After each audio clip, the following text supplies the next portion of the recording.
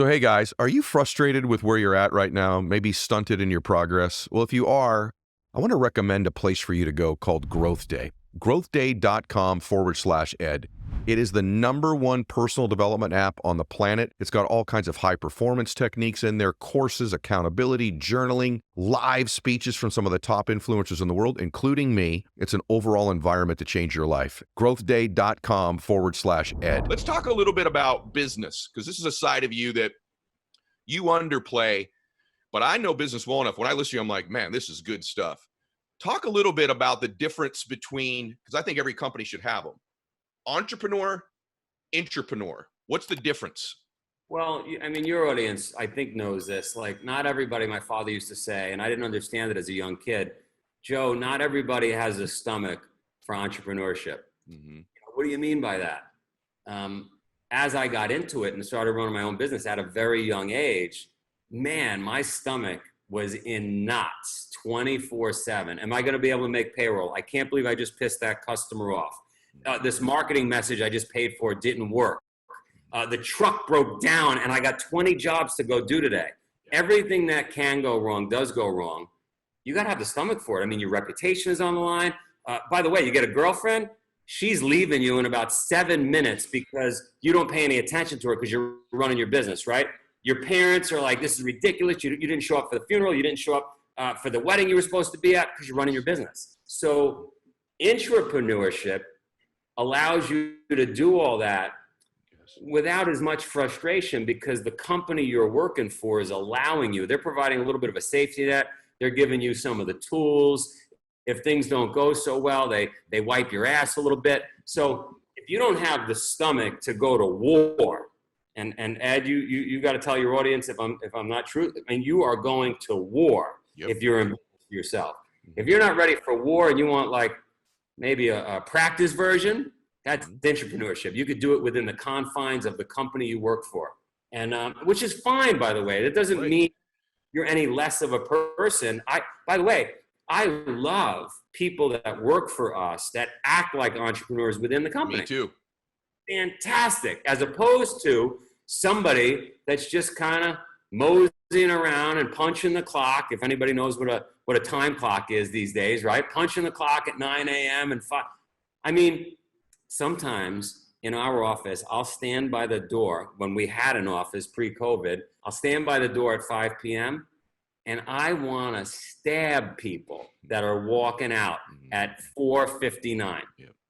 It's not my kind of person. Yeah, me either. And the other thing that comes with it that you talk about really well, the thing about being an entrepreneur, man, is you have to have this kind of crazy dynamic where like you can take immediate monster action on a split second and then combine that with like tremendous patience that almost nobody will have to wait for the result. Like 90% of people do 90% of what is required, but they don't stick around long enough for the other 10% to kick in, or they won't do the extra 10%. And there's the old marshmallow story, but you had this story, I think it's your 6-year-old with you with ice cream, right? I did my research, man. You see this? You see how I do this?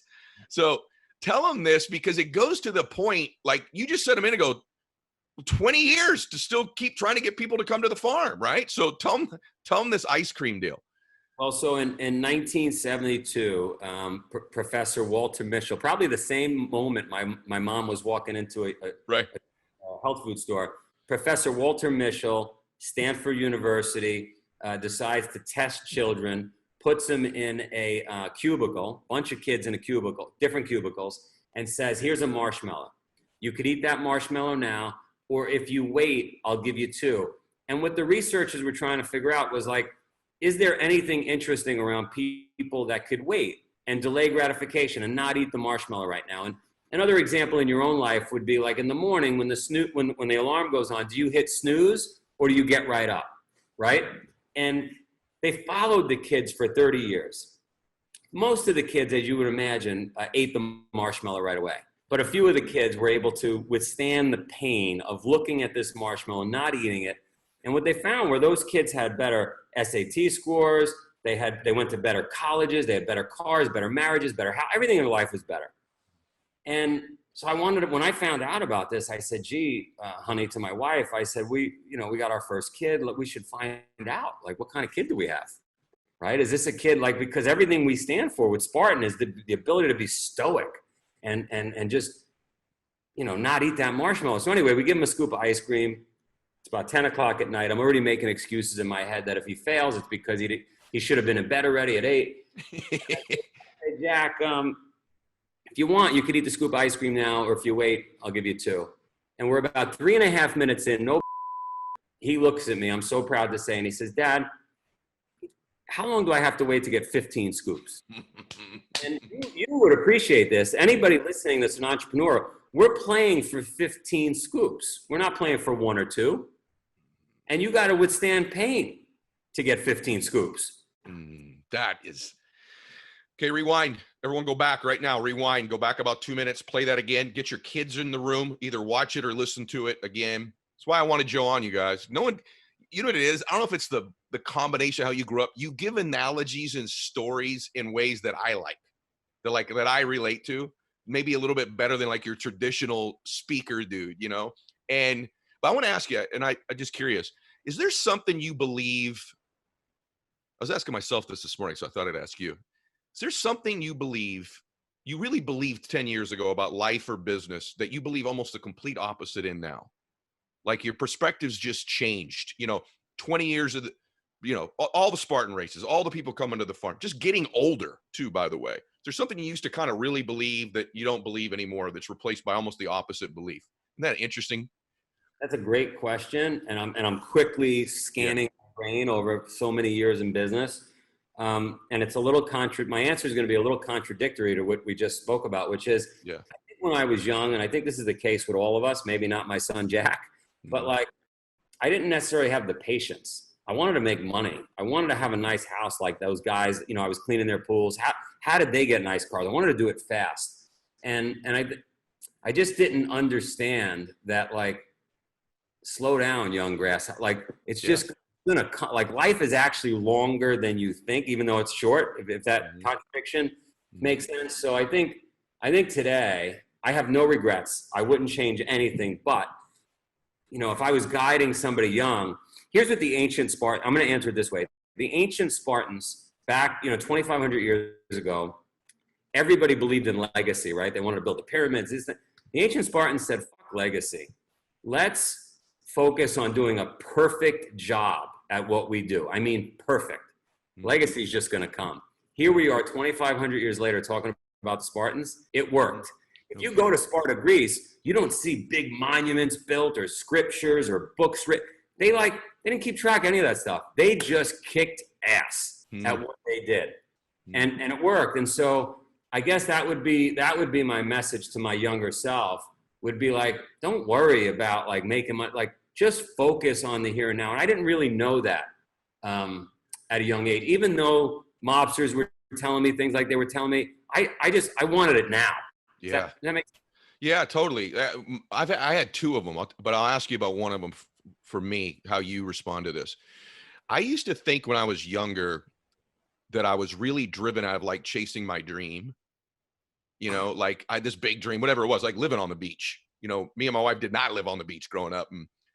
And the more I've gotten older, the more, and I wanted to chase things. I kept that goal in mind, no question about it. But the bigger mover for me as I've gotten older was fear, pain avoidance. Like for me, it was, even to this day, like still, you kind of get me to do things almost operating out of the opposite, almost fear or pain. Like I don't avoid fear. I don't avoid pain. Like I've made lots of little decisions throughout my life of the opposite of chasing my dream, which was running from not wanting to be broke, not wanting to be fat, not wanting to be irrelevant, not wanting to get old someday and regret my life. Which do you think is the bigger mover for you? Well, a couple of things on that. We as human beings are more motivated by the loss aversion. We don't want to lose more than we want to win. So that's normal, right? Yeah. And then number 2, I would say is, as a species, we want to avoid discomfort at all costs. So guys like you and me, we are more uncomfortable when we don't work out. We're more uncomfortable when we don't eat healthy, when we don't work hard, when we, you know what I mean? Whereas most people are more uncomfortable working hard, working out, Yeah. healthy. And so we flipped it on its head. So I don't think it's uncommon for a high performer to be more motivated by like, I'm going to be embarrassed by, you know what I mean? Like, that's not who I am. By the way, you probably do what I do, which is I carry my chest out. I talk about what I'm going to do. I tell you I'm carrying a kettlebell. So I know I'm on the hook. I got to do this stuff. I got to act this way. I got to do some curls before Ed Mylett gets me on because I got to look good, you know? Yeah, right. But I know what you mean. I want it out there because it holds me accountable to what I'm saying and what I'm doing. And I also just think drawing attention to some extent to your example can create change. I used to think you can't. Also, the thing I used to think is you really can't motivate other people. They got to be totally self-motivated. That's true to an extent, but I have personally seen my presence or someone like your presence push people past a limit maybe they wouldn't have had on their own, like you do at the farm with the kids or even with the adults. Okay, here's something you do very well. This is where I think the offer and the lead thing sort of marry one another. Totally. I'm watching you. I listen to you. And you either do this unconsciously, which I doubt. The best people that I know that are entrepreneurs of any type, okay, you can even go to Jobs and I can argue he was great at it. You can go to Musk, I can argue he was great at it. You can go to a hardcore selling person like Ellison or whatever, okay? They know how to frame. Mm-hmm. Okay, Alex, you're an incredible framer, okay? You know how to pre-frame something before you do it. You know how to create the frame when you're doing it, and then you know how to post-frame. I'm amazed, blown away. Like a great speaker walks out on a stage. They pre-frame what's going to happen there today. Then they sit in the frame with you. Then they tell you what just happened. Yeah. Okay, this is just something most people are oblivious to. And if you're not good at it, you may get a close and not get leads. Right. If you're not good at this framing stuff, your ad's going to suck. Right. If you're not good at this framing stuff, your affiliates aren't going to offer it correctly. So all of this fits in there. I'm good at very few things. I'm a really good framer. I'm a really good framer of messaging. I framed you in the beginning of the message. I just framed the complicated thing you just called it. So I reframed what it means. Are you conscious of that? Do you teach it? Do you think it's something that most entrepreneurs and salespeople or salespeople are not aware of enough? Yes. In terms of teaching it, I don't. I think that I think framing, to your point, using a different word, just contextualizing, I think it's a teaching skill. Mm-hmm.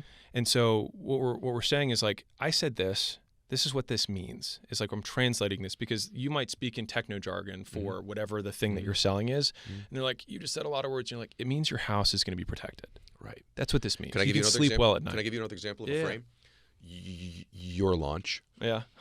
You framed it as here's everything that's going to be, everything that's going to be, here's going to be, and it's free. Yeah. So you created a particular frame. Yeah. And then you stepped out of it and shocked them. Yeah. But what you did is, first off, you have a generous heart, and that's why you really did it. But let's also be honest. You created this massive value frame. Yeah. This would cost you this. Yeah. This is how I did it. This would do this. This would do this. And then emotionally at the end, because you were emotional about what you were giving them and believed in it so deeply. Yeah. But then you kind of stepped out of the frame and went, all that? Yeah. Bam. And now you're back in a new frame, which was a value, gift, generosity. Now everybody leaves the launch. This is super important. I don't even know if you know you did this. I mean, I know you know what you were doing, but I don't know if you know what that led. You have built a reputation of being someone who brings tremendous value, okay? That's one thing. Tremendous value, well-prepared, articulate, cutting edge, clearly does this, isn't talking about theory. Yeah. That was the frame that was going on the entire launch. And then you stepped out of the frame and became a Jesus figure. Literally, your frame changed. Kind, generous, giving, philanthropic. And so you get this great value frame, and then you stepped in. You guys all know what I'm saying? In other words, you created great value, then he stepped out of the frame and gave it to you. And that's to your point, an irresistible offer when you do it that way. Were you conscious of that? And when I explain it back to you, do you see what I'm describing? You usually use two frames there. Yeah, 100%. Punking the game. Is that what you call that? Well, just a phrase I like for it. And it was so good, Alex. It was so good. It's going to make it really hard for anybody else to launch a book. Hopefully. No, it's going to make it really hard. You changed what that frame looks like now. And honestly, I wanted to honor the book because of how much time I put into it. Mm-hmm. And so I put probably 200 hours into the presentation. But I put 2,000 hours into the book. Mm-hmm. And so it was only 10% of my work from the book went into the presentation, even though the presentation was a big thing. Mm-hmm. But to your point with the contextualizing, like if I said, here's this thing, enjoy it, people don't know how to process that. Yes. And so it's breaking it down so that they can understand how this will actually benefit their lives. Mm-hmm. And if I can, my hope was that people would at $12,000, at $5,000, at $3,000 as I price dropped during the pseudo pitch, that people, and I got messages after being like, dude, I was there at $5. I was in. And so it's different than giving a free gift. I wanted to give a $12,000 gift to every person that was there, but I had to justify why it was a $12,000 gift and why everybody would have paid that, but then instead got it for free. But Alex, what I'm saying is that it was brilliant, and by the way, very generous of you. But this is something in the sales process I don't think most people, they're giving away their product. They've not created a frame of its value before it's reduced to the access point that you can get it at. And that's something all of you, just the concept of what we're describing, you've all got to start to understand, or you're not going to be as great as you could be. You're not going to be the GOAT at what you do.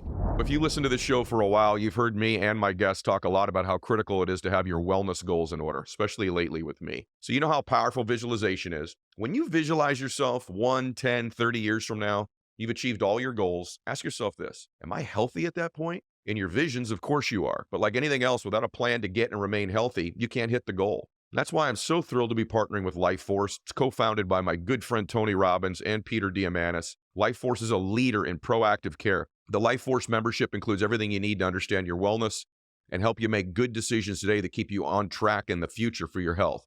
Listeners of my show get $250 when they first sign up for their membership by going to mylifeforce.com/ed. That's mylifeforce.com/ed. Take control of your wellness with Life Force and see what the healthiest version of you actually looks like and is capable of. These products and statements have not been evaluated by the Food and Drug Administration. These products are not intended to diagnose, treat, cure, or prevent any disease. To kind of go into the entrepreneur side of things, I know just reading about your story and seeing you speak many times, with me as an attendee, by the way, the first time I ever saw you speak was at GrowthCon in 2018 in Vegas. That was my first ever entrepreneur event. And I remember they introduced you back then as like the fastest growing entrepreneur online. I don't know why I remember it, but I sat there thinking, okay, what's this guy do? And you started to tell the story of, how you used to be a baseball player. And I was like, oh, dude, I like this guy.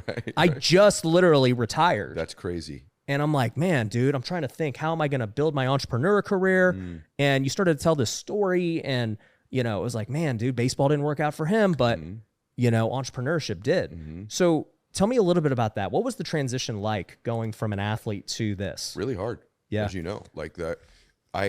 For anybody, when your first dream ends, if it doesn't work out, that's a roller coaster. Yeah. That first dream could be your first business and it didn't work. Your first marriage or relationship. For me, all I ever wanted to be, probably like you, was a baseball player. I never even really considered doing anything else. I thought I'd be a baseball player who buys real estate. Yeah. But like as a little boy, I was introduced as a baseball player. Eddie plays baseball. So I remember my last game. And I remember like slow motion. I remember the last play was a pop-up to shortstop. I was playing center field. And I knew it was my last game. This was at Pacific? No, it was after that. Okay. It was after that. But I remember running in going, this is over. All those years, all those practices, all the Little League games, all the early BP, all the stretching, all the weight room, all the hitting lessons, man, all the times in the locker room, all the bus rides. Yeah. All the at-bats, all the conversations at first base when there's a pitching change with the other guy, it's over. My whole identity was baseball. And what I learned that lesson was my identity is not what I do, it's who I am as a man. But when I reflected on baseball, there were some truths I had to accept. I didn't work as hard as I could. There was another gear. And I didn't work as hard as I could because I didn't believe in myself to the extent that I needed to. Once the level got higher, every time the level got higher, I more and more doubted myself. Do I really belong here? Am I really good enough? That guy's bigger, faster, stronger than me. They got more confidence than me. They got a better coach than me. They got better gear than me. And the truth is, there was a correlation between this it was microscopic lack of belief. You wouldn't know if you met me. I was cocky. Yeah. I worked hard. I was a confident person. It was microscopic inside doubt. And that doubt caused me to hold back just a millimeter. You would never know it because I outworked almost everybody else. Yeah. But it wasn't what I was capable of. And if I'm being honest, that started when I went into business too. And I finally went, I'm not going to end my damn life with these microscopic doubts. No one else knows I have them, but I know I have them. Yeah. I got to work on me. I'm going to outwork every MFer ever. Yeah. When this is over, if I fail, it will not be because I got outworked. I will outwork everybody. I will outgrow. I will outread. I will outprepare. Yeah. And I am going to work on me, like the real me, like that microscopic doubt that's a secret that my wife didn't even know I had. I'm going to fix this and I'm going to improve me. And I became addicted to improving me and being honest with myself and outworking everybody. And so my keys in business have been those things. It's like my confidence comes because I already know something, bro. When you go to bed you go sleepy pie, I'm still grinding. And when you get up and you're still tucked in, all sweet and comfy, I'm already up getting after it. And when you're doubting yourself, I'm working on me because I know how incapable I am on my own. That's why my faith's so important. And so it just came down to like, the truth is this way I've been doing it in baseball doesn't work. I can't fake it anymore. Yeah. I can't fake it. I got to get real. And maybe because I do lack confidence, I know I got to work harder. I got to prepare more. Yeah. I have 2 podcasts tomorrow that I'm doing. Bro, I'll spend hours preparing for each one of them. And the reason is my insecurity. My insecurity. It's like, I don't know if I'm the best interviewer in the world, so I'm going to out-prepare the guy who's better than me or the lady who's better than me. And so I can honestly say I'm proud of what I've accomplished in business because I know it's connected to hard work, and I know it's been connected to my faith, and I know it's been connected to me really getting real about my lack of confidence and my belief in myself. And to this day, the number one thing I still have to work on is my belief in me. Wow. It's still that. It's still my self-confidence. You know what's crazy is, so, I mean, you said so many things that were amazing, and I definitely want to touch on faith here as we get into the episode. But for me, you know, I was raised being the best. And so, like, from a young age, my parents always told me, you can do whatever you want. Like, they were never like a lot of parents you see where it's like, get a stable thing and, you know, set realistic expectations. They're like, literally, why don't you be in the Hall of Fame? Like, do it. I love it. And I just believed it, you know, from a very young age. And so as I progressed through high school, you know, varsity as a freshman, starting shortstop, it just was like, it just kept growing and growing and growing. And by the time I got to college, you know, my mindset was always like, yo, I'm just going to keep being the best. And I'll tell you, even though like I had hyper internal confidence, there was still always like, you know, you have a bad game, you have a bad week, you know, you're like, did I lose it? Like what? Like it was such a slippery slope of confidence.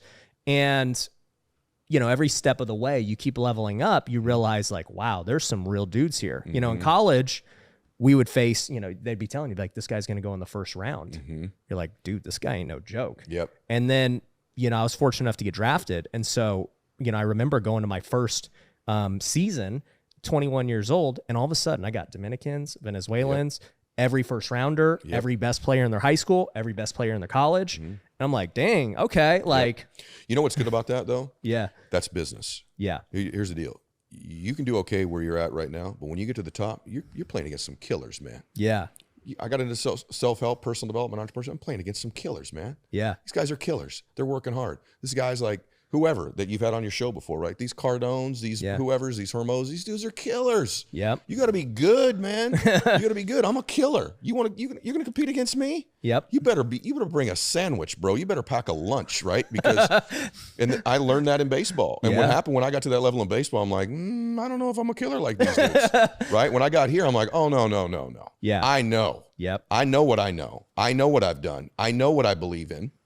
And I'm going to keep growing and getting better. And when they slow down, they flinch, they get weak, they get tired, they go take 2 weeks in Europe, I'm keep coming. Yeah. I'm like a dripping faucet, dude. I just keep going.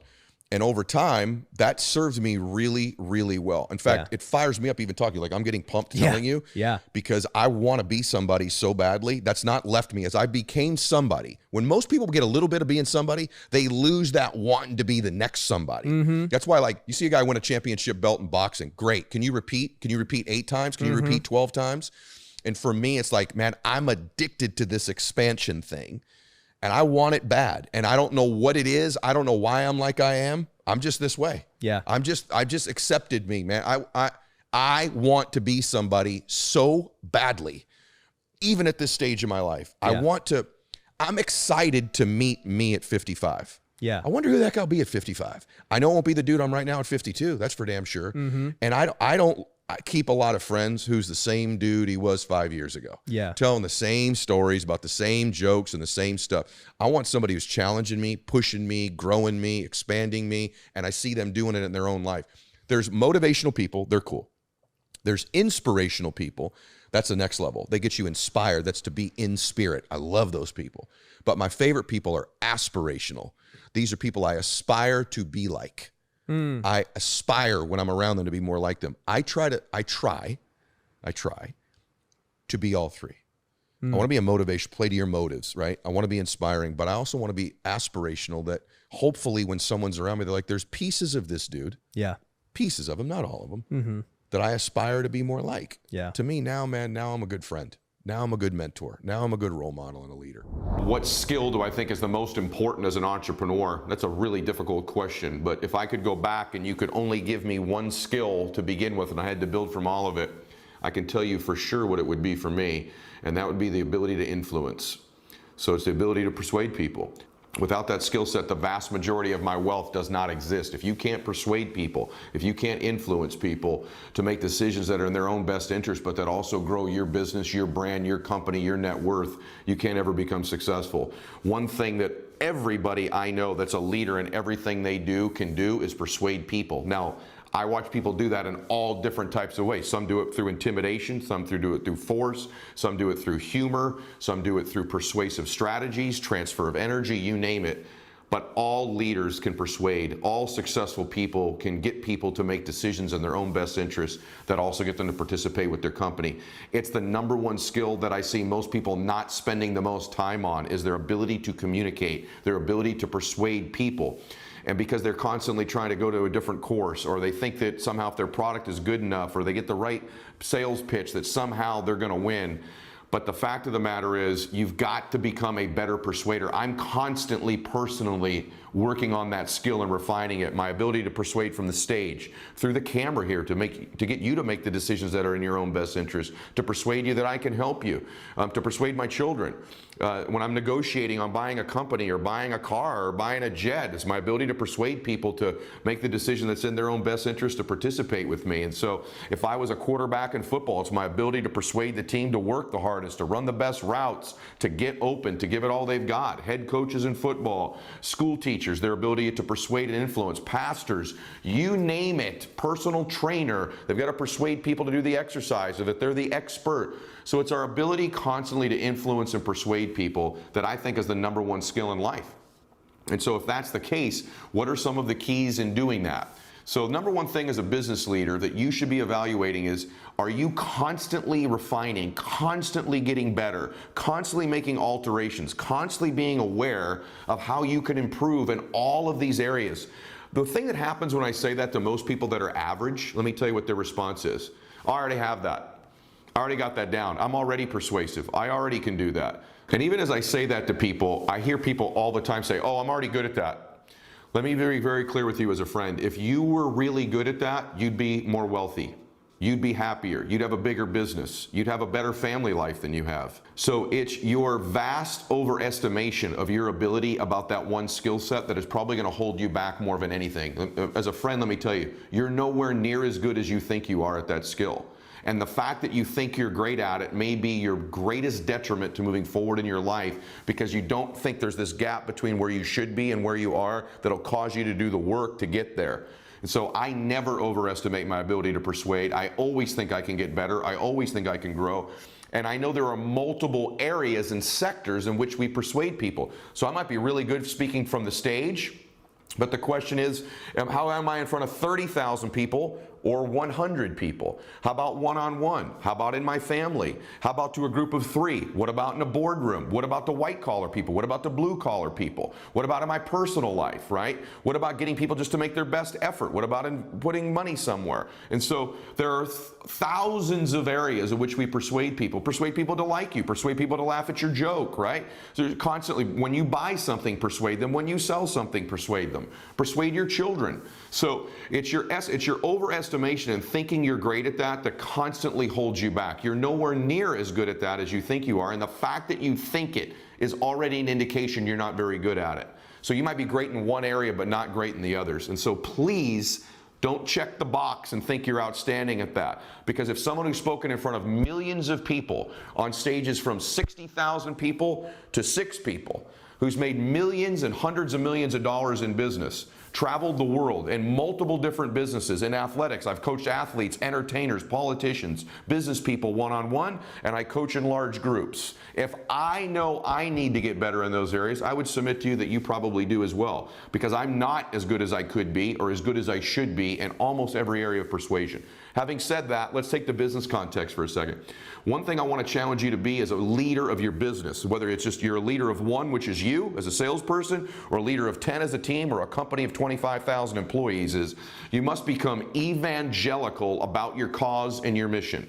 The greatest business people have an evangelical property about them. They're evangelizing all the time. They're propagating the strengths, the benefits of their business, of their mission, of their cause.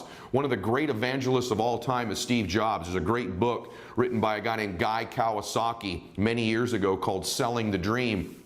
And in that book, he talks about the way that Steve Jobs sold the dream of Apple, and he literally called him an evangelist for the cause. There's a great story in that book about Steve Jobs when he was recruiting. He knew he needed to have a CEO of his company, and he wanted to have the best. And at that time, there was a man named Scully who was the head of Pepsi, and Jobs was this young kid in his 20s trying to recruit this executive who had made millions of dollars, and he couldn't get him, and he couldn't get him, and he couldn't get him. And finally, he gets the voicemail back in those days, the answering machine actually of Scully, and he says, Listen, man, when you're tired of selling sugar water to kids over there at Pepsi and you want to come change the world, frickin' call me back and we'll do it together. Boom, and he hangs up, right? He was evangelical about the cause. Sugar water and Pepsi changed the world at Apple, right? And Scully, who's making millions of dollars, he's CEO of one of the most powerful companies in the world, looks to his wife and she says, I think he's right. We aren't changing the world. And it was that one cause-oriented evangelical phone call from Steve Jobs, and it exuded out of his pores. Every stage speech he gave, every one-on-one, every board meeting, when he'd meet with their software engineers, when he'd meet with the programmers, he was always evangelical, internally and externally, and built a culture of one of the greatest movements of all time in the history of business. There's great lessons there about being evangelical. The greatest presidential or political leaders have an evangelical property about them. The greatest salespeople do. The greatest dads, the greatest pastors, they're evangelical, aren't they? So you've got to become more of an evangelist for your cause and your mission, number one. Number two, you have to sell a big enough dream to your team, to your company, to your clients, to the people around you, that the dreams of everybody associated with you can fit inside the one you're selling. It's got to be big, it's got to be bold, it's got to be expanding. Number three, it's got to be repetitious. You can't get tired of saying the same things over and over and over again. One of the deficiencies of leaders that are weak is they constantly think they have to say new things to old people, creating new things to say to old people. The best leaders say old things to new people. They say the same things over and over again to more and more new people, new teammates, new employees, new recruits, new clients, new speeches, new groups, right? They say old things to new people. They're repeating over and over the vision and the cause of their business, of their movement. These are great communicators. The next thing, all great communicators understand, whether it's words, physiology, the look you give somebody, or writing, influence is energy. It's the transfer of energy. It's getting you to feel about my company, feel about my mission, feel about my product, feel about my cause what I feel. They're conscious of transferring energy to people because that's what moves people. That's what gets them to act. It's not just the words. It's not just your face. It's not just how you're dressed. It's an energy transfer. There's a hook, by the way. You can't transfer to me that which you're not experiencing yourself. You have to physically be experiencing it in the moment. It can't just be the words you're reading from a sheet. You have to really believe it. One of the reasons a lot of salespeople struggle or recruiters struggle is they just don't believe enough. They don't spend enough time making the case like a lawyer, litigating to themselves about how powerful what they do is. And the more and more you really believe, if you're a true believer, you can evangelize your product, you can evangelize your message. So invest more time in your own belief, in your research, in your knowledge, finding third-party articles, magazines, blogs, things that reinforce whatever it is you're doing that feeds your own belief. That way you can give it to me. You can't give it to me if you don't have it. And so they don't spend enough time. Spend more time feeding your own belief and be conscious of the transfer of energy to another person. There's a great study out right now that I was just reading about bees and them deciding which flower to pollinate is based on the energy the flower puts off. They sense the energy from the flower and they move towards that one, deciding to pollinate that one. Well, if you want more people to pollinate your business, pollinate your life, if you want to attract the right relationship, the right amount of money, the right clients, the right employees, the right recruits, the right vendors, the right support, you got to be putting off that energy because people are going to pollinate it somewhere. You want them pollinating with you, right? And that's an energy feeling they get from people. The bottom line is people got to be, when they get around you, they got to feel something special about you, special about where you're going, special about your cause, special about your mission, that something special's happening, something historic, something big, a big old dream. In fact, one big enough that my dream can fit inside the one these people are selling me. Right? And so this is the key of moving people. The number one skill, go all the way back to the beginning. My number one skill that if I could keep only one would be this right here, the ability to persuade people in multiple areas of my life. How do I get better at it? Transfer energy. Number one, feed your belief. Number two. Number three, make sure that it's repetitious over and over again. Say old things to new people, right? And you got to be evangelical and sell a big old dream. The bottom line is that this is a process that never ends of growing us, of growing our ability to persuade people. One of the things about communicating as well is doing it with a lot of specificity. Great communicators, great influencers, great persuaders are very specific and very clear about what their message is. And so even communicating to yourself and leading yourself. I grew up walking this beach right here, this exact beach. And I didn't live like this, but I told my family someday, told myself someday, I'm gonna live on this beach. I didn't know who these people were that owned all these beach houses. I didn't know exactly how you got one, but I began to repetitiously transfer that energy to myself about my dream over and over again, literally thousands, if not millions of times. And now someday it happened. Now that day is here, and I live on this beach as one of 4 homes that I own. And so that's how you communicate with yourself and others, that transfer of energy. I can tell you that in my own situation, I'm always trying to, how do I evolve it? How do I modify it? How do I feed my own belief more? How do I sell it bigger? How do I back it up with more facts? The best leaders sell a big old vision. They tell a great story. The best people I know are great storytellers. Remember this, facts tell, stories sell. Most people make decisions emotionally from the story. They rationalize it logically with the facts. So make sure you're selling a big dream, a big story, and then you give people the facts. This is the way we begin to move people in our lives. This is the skill of entrepreneurs. This is the skill of building something big and building something small and building something permanent too, is your ability to persuade. Focus on your energy, focus on your belief level, and focus on refining your message. The last thing is this, say it faster and say it quicker. Less is more. You don't have to tell them everything you know. Leave a little bit to the imagination. One thing that happens, the longer and longer we're in business, the longer and longer we're around, the more and more we learn, we feel compelled to tell someone everything we know about our product, everything we know about the business.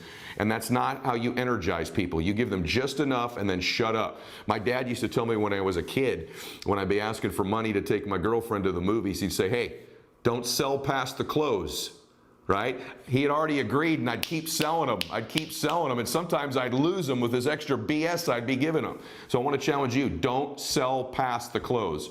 So of all things in business, right, time management, goal setting, vision, identity, all those things we're going to talk about on this channel are very important.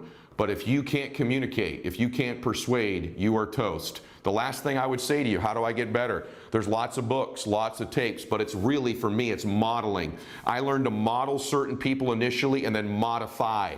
Model and modify. So I would model people, not copy them, but I would model certain people's styles, 1 or 2 different people, and then I'd modify it to fit my own personality. Model and modify, right? Don't try to create everything on your own, and don't try to copy somebody else that's different than you. You got to be you. So model and modify. The last thing I would tell you is, to the extent that you can transfer this skill to other people, will be to the extent that you can scale your business. So it's one thing to be able to persuade yourself and transfer energy. It's an entirely other thing to equip other people around you to do likewise. The best leaders are not just evangelical about their cause, can't just transfer energy. They have the ability to transfer that skill of transferring energy to other people.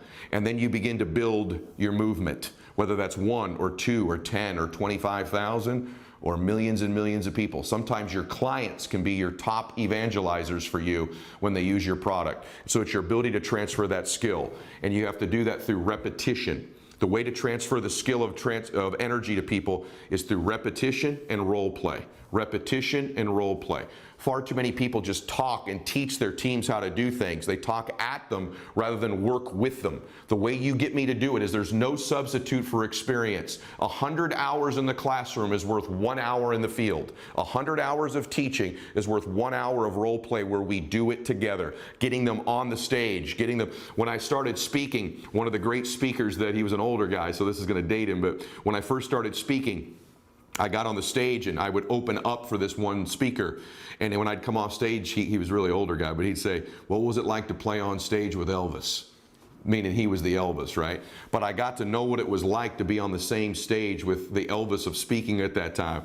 And in business, too often we just talk at people and don't let them get on stage with you, Elvis. There's not enough role play. There's not enough engagement. And so it's repetition over and over. Repetition is the mother of learning. Repetition is the mother of skill. It's the mother of owning it over and over and over and over again until it becomes reflexive. Because when the words and the message and the energy becomes reflexive, then when you're under pressure, when you're stressed, when you're down, when the client's objecting, you reflexively respond with your habit. But if you don't have that habit, that reflex, you begin to respond and lose energy. And so the reason repetition matters is it allows your responses to be reflexive under pressure. And then the second thing is role play. There's no substitute for that experience of being on stage with Elvis. I say it, you say it. I say it, you say it. And it's not just the words, it's the feeling. It's the transfer of energy. The number one skill of entrepreneurs and leaders of entrepreneurs is the ability to persuade. And hopefully these were some of the tips that you should be conscious of becoming world class at it. Knowing you'll never be world class at it. Knowing we can always get better, we can always stretch, we can always grow and improve our skills in multiple areas. So I get asked all the time, how did I get so much attention on social media, in my businesses, email list, etc.? I can tell you straight up, it's been Constant Contact. If you don't know who Constant Contact is, you need to know about these guys. Constant Contact's award-winning marketing platform has helped millions of small businesses, mine being one of them, stand out, stay on top of mind, and see big results fast. They've got an easy way to promote your business with powerful tools like email, SMS marketing, social media posting, and they even do events management, what they've done for me in the past as well. You're going to reach new audiences, you're going to grow your customer list big time, and communicate more effectively to sell more, raise more, and grow fast on social media. So get going and start growing your business today with a free trial at ConstantContact.com. Just go to ConstantContact.com right now. Constant Contact, helping the small stand tall. ConstantContact.com. What happened? Like, what's gone on with you the last 7 years that's caused this stuff to explode like this? By the way, Real AF, one of the top podcasts in the world. Yeah.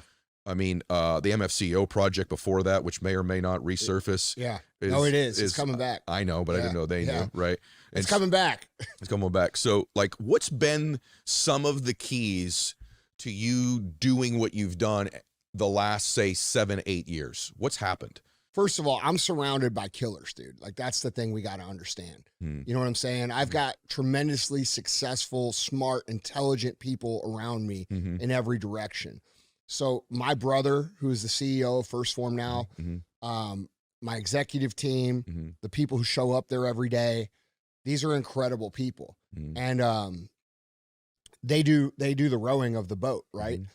And the truth is, what happened was you know, everybody developed, everybody leveled up, everybody got better. And you know, I don't think there's anything magical about it. I think it's basically what we talk about all the time with people, you know, which is executing day in and day out for years. And as things, the more days you execute, the more they compound, and they compound and compound and compound. And eventually the growth goes from gradual to steep. And I think over the course of our business life, if you own a company, you go through many of these phases where you go very slight growth or even flat for a while, and then you go up, and then you go very slight growth, and then you go up. And, you know, when people think of entrepreneurship or growing a brand or business, a lot of times they think it's just a straight line or it's just straight up. And dude, as we know, just kind of like the meme, you know, it's like this. Yep. And and I think we just you know, I think we figured out a lot of things on how to really get good at what we do. And really what it comes down to is great people doing great things to help people with what they're coming to our business for, which is, in my case, they want to get more fit, they want to get mentally better. And, you know, with our affiliate program, they want to make some money. Yeah. So we do a good job at all three of those things, serving the need of the customer in an obsessive way. The thing I think of the most of with you is culture. You're a culture builder. And that culture's allowed it to grow exponentially, even without you driving it all the time. But you've been the driver. You're giving it to Sal, and you're right in your businesses. But the truth is, like, the brand has been you, the driver's been you. I think one of the things that you talk about better than anybody is, like, because of social media and most of the BS that's out there, is I think people underestimate. If we're just going to have a real conversation, me and you, about what do we talk about behind the scenes? Because that's what I get asked. What do you and Andy talk about behind the scenes? Here's the truth. We don't talk usually when things are going great. We talk when things are not going great. Yeah. And I think if we're going to have a real conversation that helps entrepreneurs or just humans today, we need to let them into our lives, like the real lives. I'm sitting in a room right now that's just a mind-blowing room. There's 30 cars in here. Collective value of these cars is what in this room, roughly, probably? Around between 30 and 40 million. $40 million of cars, plus the building. The house that's attached to this, a former president of the United States lived in, Grant. Like, it's crazy, right? It's way harder than people think. It's way harder. It's way more debilitating to be an entrepreneur, mentally taxing, emotionally taxing. I sent you a video a few weeks ago of a very successful guy who got asked in the interview, hey, if you had to do it all over again as an entrepreneur, would you do it? And what advice would you give yourself? And he says, I don't think I would do it.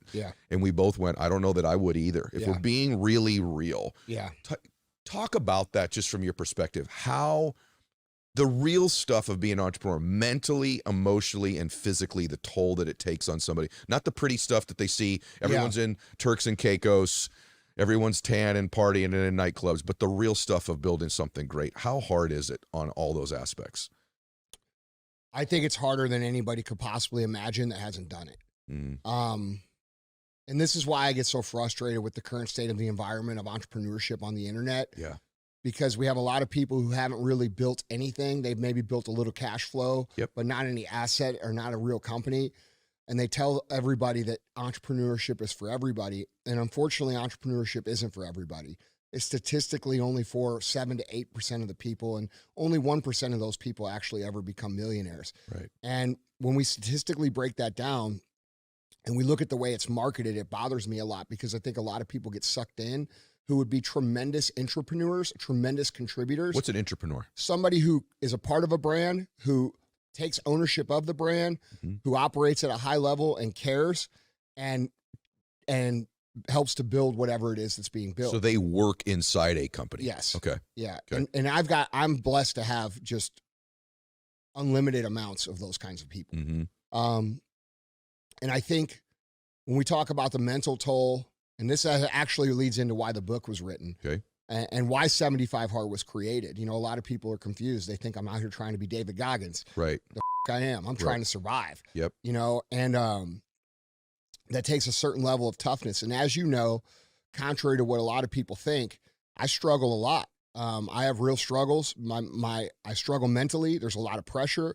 It's a lot of pain. It's a lot of frustration, and it's extremely difficult. And I feel an obligation to be honest about that with people, because I feel like because everybody looks at it on the internet as it's like it's such an easy thing for everybody to do. Yep. What happens is that a lot of young people get sucked in and then they can't get it done, or they can't win with what they're being told.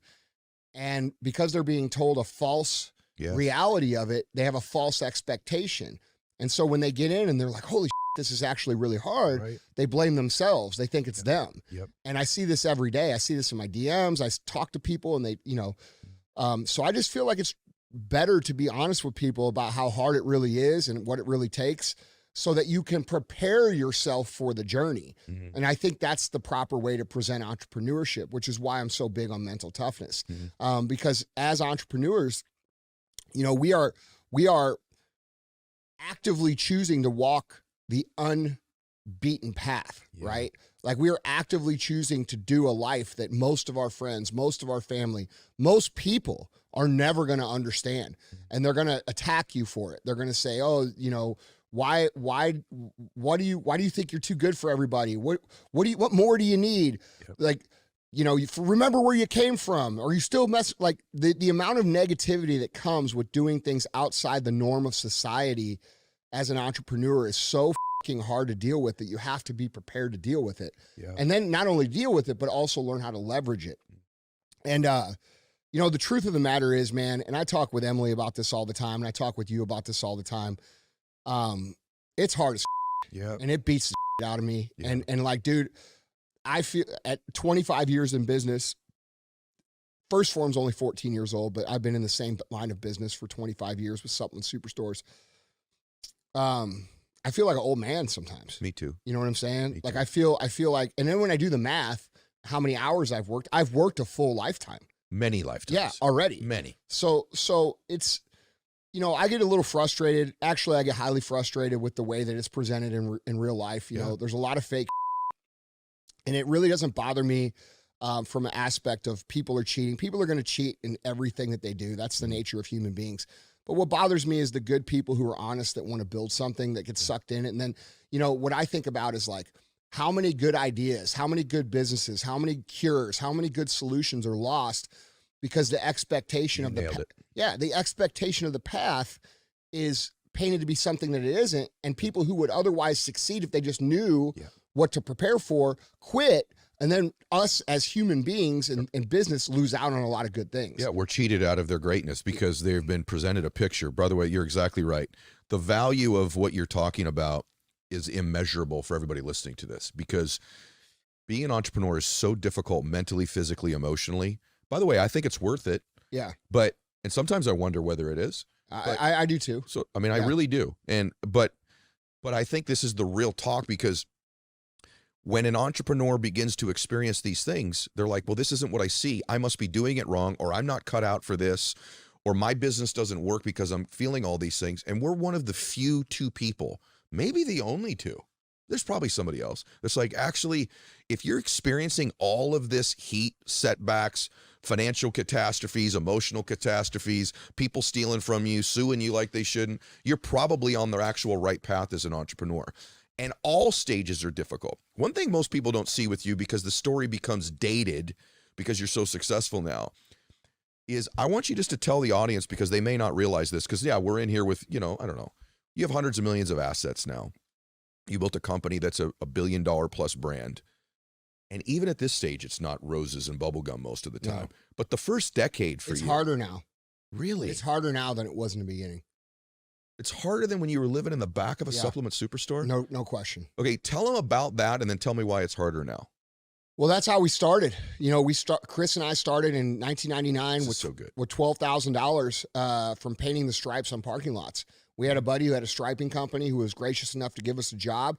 And at that time, it paid very well for a couple of young kids, right? Mm-hmm. We were making like $20 an hour, which back then was like making like $100 an hour. Right. So we were able to save a little money and start this business. And the first store, we bought the shelves we literally bought the shelves at Home Depot. We built the counter out of particle board from Home Depot and like metal roofing and like our friends and family helped build it. And that's how we started. Our first day, we sold $7. Our first inventory order was $10,000 that we financed on credit cards, which we got totally screwed on. I thought we were getting a good deal. That was my first business lesson, you know? And dude, like we just started and you slept in the store. Yeah. For on and off for the first 3 years. Slept in the business. Mm-hmm. What'd you make the first 5 years? The first 3 years I made nothing. Like we didn't make anything. And this is the other thing. We both worked other places to kind of keep the business open. Stay on that. Yeah. Before we move off. I think that's another thing entrepreneurs need to hear. So did I. I stocked shelves at night the first 2 years. I don't think enough entrepreneurs are hearing you may need to have a job outside of your business to stay in business during well, the you know first how time. like the young guys now, they talk about side hustles, right? Yes. Like, so like for me, the side hustle was the store, right? If you're today in today's language, Right. you would say the side hustle was the store. My main deal was doing these other jobs. And then I took the money there. Chris took the money there and we kept reinvesting in the store. And, you know, the first time I got paid was 3 years in. I got paid $695 a month. And then for 7 years, that's all we made, $695 a month. So for the first 10 years I was in business, now remember, this is a different era. No social media, no way to get your word out, none of that. The first 10 years I made $58,380 combined for 10 years. Not a year. Total. Yep. And by the way, the reason that matters, and the other thing you said matters, just I love how our brains think similarly. I think for a real entrepreneur, that's still a 3 to 6 year window. It may not be a decade if you're doing things right, but you're going to go through 2, 3, 4, 5, 6 potential years of no profit, potentially, in order to build something that is profitable for a while. And it's not get rich quick. In fact, if you got rich quick, I see these guys getting rich in 2 or 3 years. I'm like, that's someone who won't be rich in a decade. Correct. Because you don't learn the lessons along the way. If you know, the delayed gratification and the beating that you take when you first start something is actually necessary, because that's where you learn most of your skills. Most of the things that we teach these guys, that you talk about on your show, that I talk about on my show, and that we teach in Arate, or to whoever would come ask us, those are things we learned in the beginning. Those are things we learned when it was really fucking hard. How's that harder now then? Someone's looking at you, they're like, dude, you slept in the back of a supplement superstore for a few years. You made 58 grand the first decade, and then First Form starts to grow. You become a brand, MFC. Now that part was fun, right? That part felt easy. Okay. You know, like that, the part where everybody's kind of seen me in my life, that part felt easy. Okay. When I say it's getting harder now, the reason it's harder, a couple reasons it's harder now. One, we're entering a phase of quote unquote big business, right? Yep. It's no longer 10 of us in a room or 20 of us or even 50 of us. And we can say, all right, guys, this is what we got to do. And everybody goes and does it. Now we have to coordinate a massive amount of people to go execute, right? Yep. And as you know, coordinating a massive amount of people to execute is very difficult. And so there's that part is very difficult. The other part is, you know, when you get to this level of business, for me, it's almost like you're starting over, because you don't know any of that. Like you don't know, I do now, but I didn't know the financial lingo. I didn't know how to, and the reality is, to get to that next level, that big business level, you have to create partnerships and you have to work with people, because there's, like we talked about when we did my show, you know, the 20-year room, right? Yeah.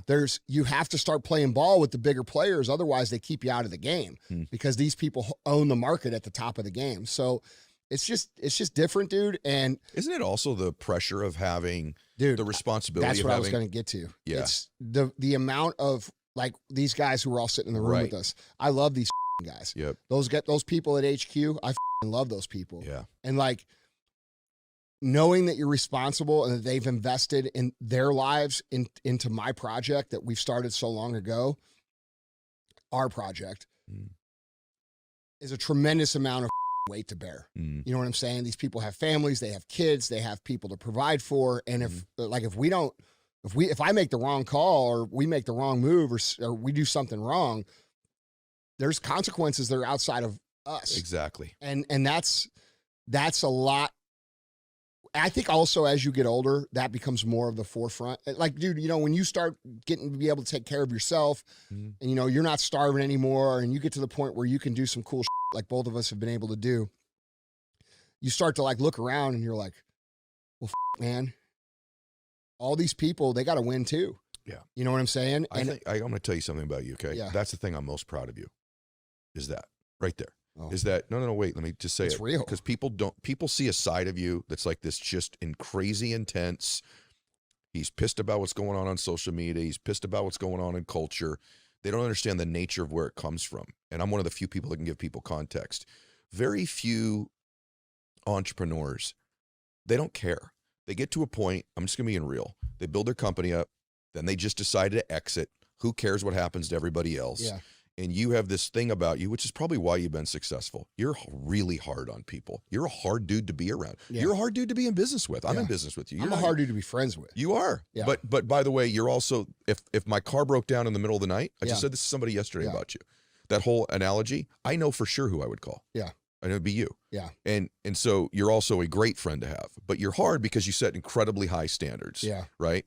And you care deeply. And the thing I admire most about you, I just want to say this to you, is that the challenge is if you're one of those people and you're nodding, you're like, I care about people too, you're in for a difficult ride once your business gets big too. Because now you've got your customers you care deeply about. You've got the people that work with you care deeply about. You've got society you care deeply about. And this stuff wears on people. And it's the thing about you that I admire the most. It wears on you. I think it's almost like any great leader has that, right? But I want people to know that about you. The other thing that I want you to, I'm going to ask you this in real time and I want you to answer it honestly. For me, my greatest strengths are my greatest weaknesses. Mm-hmm. When I harness them, they're great. Mm-hmm. They've also been the things that have hurt me the most in my life. And then for me, I would say one of my great strengths is my intensity level. I run real hot. I thought I ran the hottest of anybody I've ever met until I met you. And then there's, I don't know, maybe I handle it differently than you. I think I've been good for you. You've gone through that maturity process I haven't gone through yet. Yeah, but I see you doing it. Yeah. But to talk about that for a minute, so you're one of your great gifts. It's not, people don't know this. It's actually your brilliance in your marketing mind and your branding, which we'll talk about in a minute. But from an emotional personality trait, you got to run hot. Michael Jordan, Tom Brady, Andy Frisella, whoever, myself at my level, whoever it is, Elon Musk, you cut open these humans. They're a little bit crazy. Yeah. Right. And if you're a little bit crazy, I like you. But for you, I want you to be, as probably no one's ever asked you this before on camera. That is one of your great strengths. It is also one of the things that is hard for you in your life too, right? Like, this is the truth. Like, so how do you feel about that sincerely? Like, sometimes you wish you could just lose it? Sometimes you just go, I want to throw my hands up, man, and like, I don't want to care anymore. I don't, or if you have accepted, like, I'm going to be crazy and you're going to see me at 65 years old and I'm still going to be nuts because, I mean, you look at these guys that are, who are you like politically? It doesn't matter. There's like 70, 80-year-old dudes trying to run the world still, right? Yeah. Like, there's just some people that are just wired for crazy. Yeah. And maybe they just need to accept that's who they are. And I ask you that because there's a lot of people listening to this because in their family, they're the crazy one. Yeah. Their version of it in their family, they're the unreasonable one. They're the crazy one. They may not yell and scream like you do, but in their family, they're like, everyone's like, what is wrong with you? Yeah. Right. And maybe there is something slightly unhealthy about it. Yeah. Right or wrong. I had an interesting conversation with Zoltan, who's from Five Finger Death Punch. He's a brilliant man. I told you about this. Yes. And he was sitting exactly where you're sitting. And we were talking. And he brought up, we were talking about some of the issues I have with running hot because he runs hot, but he's very calm. And, you know, one of the things that I've been working on is trying to accept that as reality, because when you look around, when you're wired that way and you're wired for winning, which is the truth. I hate losing, dude. I hate not being competitive. I hate being bad at and it's not about winning. Like, to me, it's about, I hate losing. And I would say that the combination of me being wired with hating losing and me being as tense as I am is the reason for the success, 100%, personally. But it's also the reason for, you know, a lot of failed friendships. It's also the reason for, you know, maybe when I was younger, I would deal with people the wrong way and actually hurt them. So there's some regret that comes with that. And there's also a lot of self-analyzation that comes with that basically, you know, you look around at everybody else, man, and you see, especially right now with victim culture, right? Like you see all these people getting attention off of the things that have gone wrong in their lives.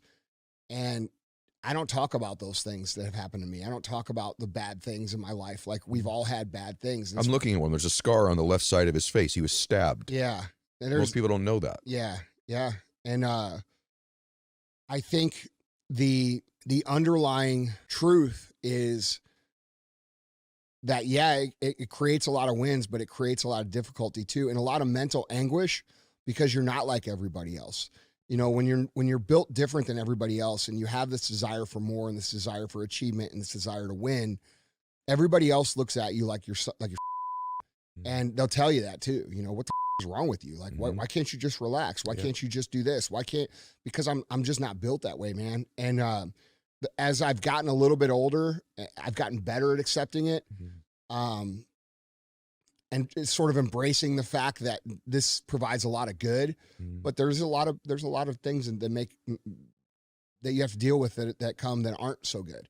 It is interesting, because sometimes when I'm with you, I'm like, I wish I could get them to wind down a little bit. Yeah. You know? And then there's this other part of me, brother, that I'm like, I have friends that are like different than me politically. Like, you and I don't agree on everything politically or socially, or their personalities are different. I have other friends. That's okay, bro. Cause like you can be wrong once in a while. Well, I appreciate that.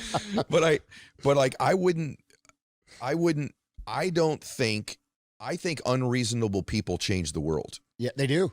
And I like that there are unreasonable people, no matter what form that takes. Yeah. And the unreasonable people change families.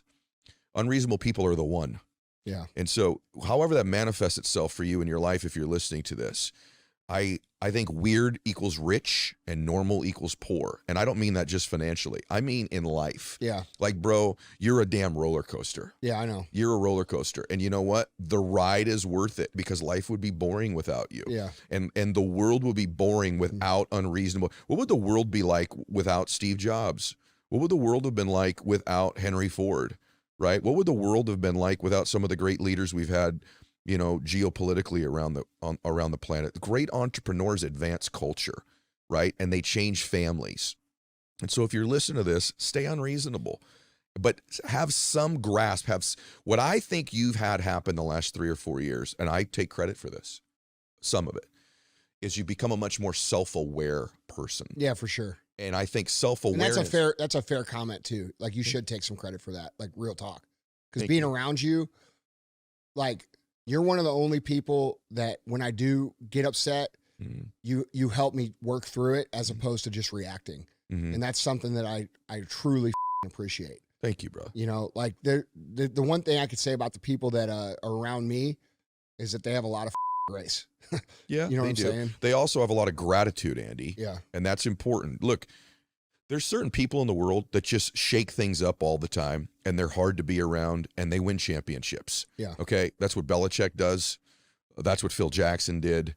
That's what great leaders do. You saw Jordan talk about it in his documentary. Perfect. I mean, he was crying about it. Perfect example. Because, like, he's out here on the court demanding the best of all his teammates, and they hated him for it. That's right. And that bothers him. Yep. Now, you know, it bothers him. And by the way, some of them to this day still don't get it. But you know what they got from being around him? Rings, championships, wealth, notoriety. Which is now their whole identity. Correct. Yeah. That's right.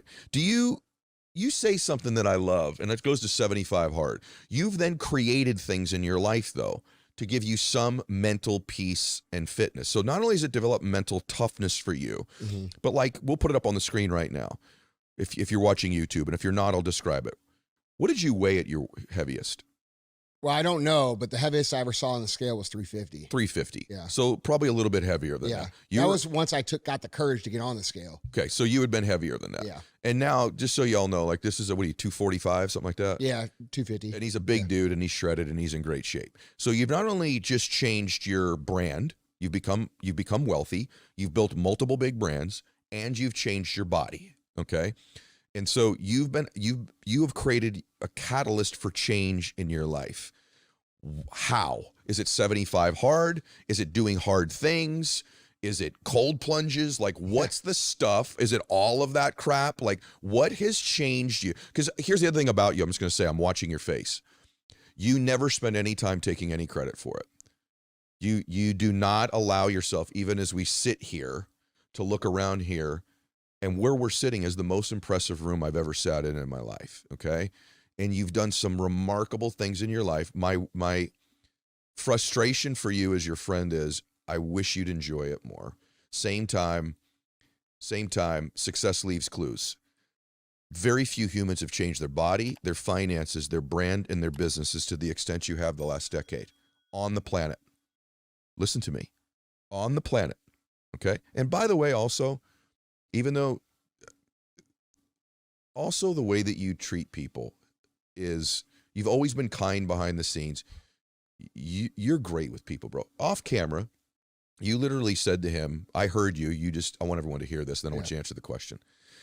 We were lighting up these really good cigars, and he asked about them, and then you handed him a cigar, right? Now, this is someone that works with you that is behind the scenes on the camera, and I heard this, just so you know, and you literally, because people that see you screaming on TV all the time, okay, and you literally said to him, hey, bro, anything you ever want or need, just ask me and I'll give it to you. Yeah. You just said that off the camera to this guy, just so people know. So give yourself a little bit more grace and credit, okay? You said something in your recent interview with Alex Hormozi. I want to read you the quote here. You said, I don't play checkers in business. I'm playing chess. I've already got things happening that set up the next several moves. So my question is, how often do you see people doing what you stated there, versus taking a path that's a shortcut, not playing the long game, right? And the reason that I ask is I love social media, and the other side of me is not so much of a fan of social media because of I believe it has pushed people to build for comparison instead of playing the long game, and reaching their own potential and leaving the legacy that they should. I feel like they're more motivated by the comparison of social media as opposed to playing chess. By the way, you ask such great questions, every single question. Yeah, social media has contributed to the worst thing an entrepreneur can participate in, which is immediate gratification. That's what social media makes you do. I got to do it now. I got to go on the vacation now. I got to buy the house now. I got to piss through the money I'm making now. And so it contributes to immediate gratification. Great entrepreneurs, by and large, resist the temptation to do things that gratify them immediately. They play long game instead of short game. And most of the coaches, I don't want to say this negatively because I don't like when people get on other people in the industry, but most of the coaches that are out there don't know what they're doing, and they're teaching you how to play checkers. And that's a real dangerous thing, because the people that win long-term are playing chess. They're playing the long game. That doesn't mean they don't take wins short-term, but they're not thinking. And by the way, when the economy constricts, okay, like it's starting to a little bit, supply chain issues start happening, rates go back up, all these things. The temptation is to play the short game. That's the temptation. The temptation is to preserve, hold on to. And I got to tell you that it's why most people get wiped out in bad economies, and why the few that rise up during when the economy gets rough end up collecting land. When things get like this, you're grabbing market share. You may not be as profitable. Maybe you will be more profitable. But what you're doing is you're gathering market share. Mauricio Umansky was on my show. He's a big-time realtor, owns the agency. And he goes, I don't know over the next 2 or 3 years if I want to make more money or not. I might not. But I can tell you this, I'm gathering market share right now. That told me immediately, this is someone who's playing the long game. They understand it.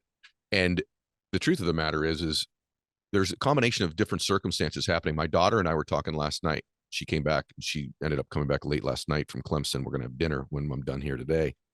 And we were talking about business. I said, Bella Boo, one of the things that keeps coming out on my show, I have a lot of longevity experts. I was just in Costa Rica last week doing stem cell infusions.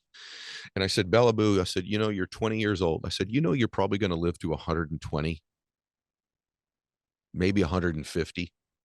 I've had many experts on my show over the last 8 to 10 weeks alone that are starting to really believe that if you can live another 20 or 30 years, you're probably going to get another 20 or 30 years with the way cancer treatments and genetic reprogramming is going, and what we now know about stem cells, and what we know about anti-aging, and the creation of new blood vessels, blah, blah, blah, blah, blah.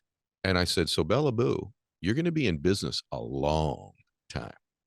See, when Daddy's dad was in business, my dad was an employee, but had he had a business, my dad was going to be done working at 65. My dad retired at 65 years old. Didn't retire with any money, but because he had a son that was rich, but he retired at 65.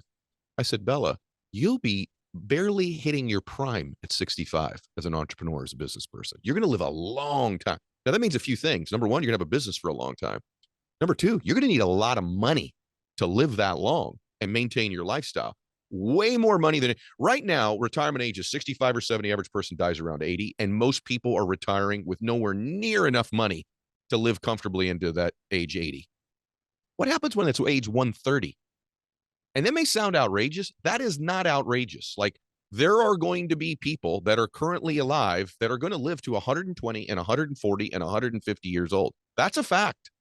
You could have a lot of money. So how out of your mind silly are you to do things short term right now so you have a good December of 2023? You're going to look back in 30 years and go, what in the world? My vision was so small, so in front of me. I was playing checkers. Chess is, it's mandatory now how long you're going to be in business, how much money you're going to need to save to stay in business, and all the things that you're going to need to be equipped to change as the industries evolve and technology changes. So you got to play the long game because you're going to live a long time. Amen, dude. I couldn't agree more. It is hard, man, in this world of social media to restrict yourself from that. You know, there's that temptation in front of us every day, man. You want to know why, by the way? Can I say one thing to you? Like, why are you building your business? Is it just to produce money? Like, a lot of people too, like lately to me, are like, I'm just building a business to exit it. That's a terrible reason to start a business, is to try to exit it. You will do everything wrong trying to build a business to sell it, right? You'll do all the opposite. You'll juice profitability short term, right? You'll make a commitment you can't. So to me, let me say a couple of things about this. I've never said this in an interview. I love business. I want to build business because it's a way to build wealth. But for me, business is also a form of expression. It's an art form. It's a legacy. It's a statement as to who I am as a man, to some extent, is reflected in this business that I build.